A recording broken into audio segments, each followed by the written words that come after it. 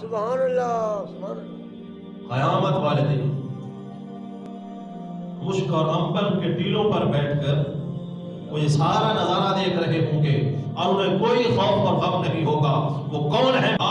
فرمایا کہ دوسرا وہ شخص کہ جب نماز کے لیے خود آئے تو لوگوں کو بھی نماز کی دعوت دیتا ہوا ہے۔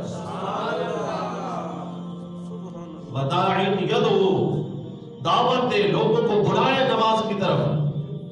ابتغاء اللہ کی رضا، اس میں بھی کوئی ملاوٹ ہے؟ اللہ کی رضا کے لیے بلائے، آؤ لوگوں نماز پڑھو، آؤ نماز کی طرف۔ اس میں مؤذن بھی شامل ہے جو اذان دے کر کہتا ہے حی علی الصلاۃ حی علی الفلاح، آؤ نماز کی طرف، آؤ فلاح کی طرف، اس کو بھی حدیث پاک شامل ہے۔ اگر کوئی مؤذن نہیں بن سکتا، راہ چلتا ہوا آ رہا ہے، لگ دے آپ نماز نہ چلی گئی، آج نماز پڑھ گیا۔ نماز کی دعوت دینا کتنا بڑا عمل ہے۔ حضور نے فرمایا دوسرا یہ شخص ہے دنیا ساری کو غم ہوگا، فکر لاحق ہوگا حساب و کتاب کا، یہ بندہ بھی دوسرا۔